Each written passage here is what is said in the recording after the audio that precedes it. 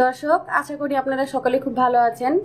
ফুলকো লুচি তৈরি করতে হয় কিভাবে আর কি কি উপাদান লাগছে চলুন দেখে আসি। ময়দা নিয়েছি হাফ কাপ, আটা নিয়েছি 2 টেবিল চামচ, লবণ 1 চিমটি দিয়ে দেব আমি আমার উপাদান অনুযায়ী, তেল লাগছে পরিমাণ মতো।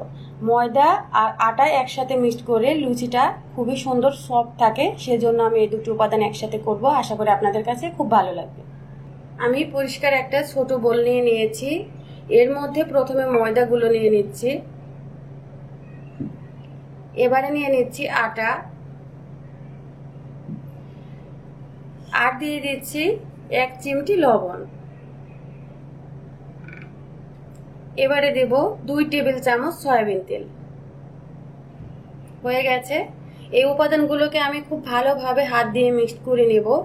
একটু ঘষে ঘষে মিক্সড করতে হবে, তাহলে লুচিগুলো ফুলতে সুবিধা হবে।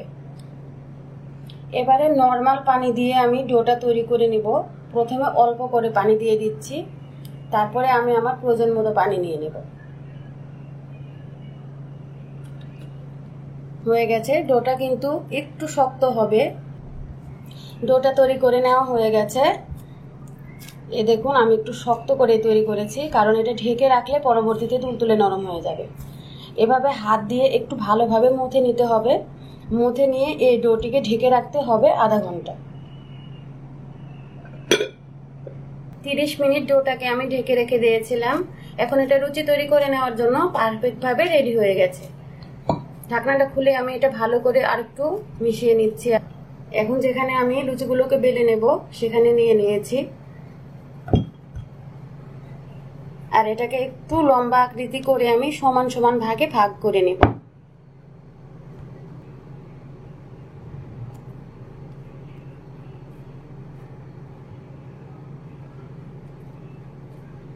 আলাদা আলাদা করে ভাগ করে নিয়েছি। এগুলো আমি যেটা দরকার সেটা রেখে বাটিতে রেখে দিচ্ছি। বাটিতে রেখে এগুলো আবার ঢেকে রাখতে হবে, তা না হলে কিন্তু ওপরের অংশগুলো শুষ্ক হয়ে যাবে। এটাকে এখন লুচি তৈরি করব আমি। যেখানে লুচিটা তৈরি করব বেলে নেব সেখানে একটু তেল মেখে নিচ্ছি, আর বেলুনের কাজ সাথেও একটু তেল মেখে নিচ্ছি।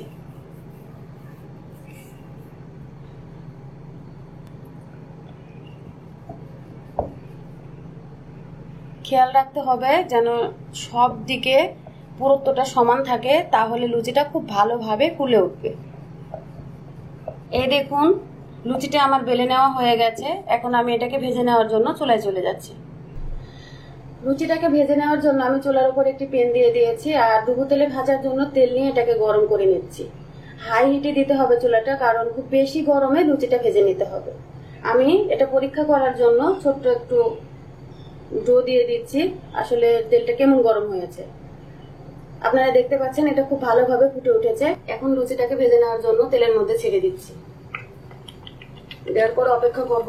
উপরে আসার সময় আমরা এটাকে তেল সাইড থেকে উপরের দিকে তুলে দেব, তাহলে ফুলতে সুবিধা হবে। আর একটু চেপে দেব। দেখুন খুব ভালোভাবে ফুলে উঠেছে। এখন এটাকে আমি উল্টিয়ে দেব।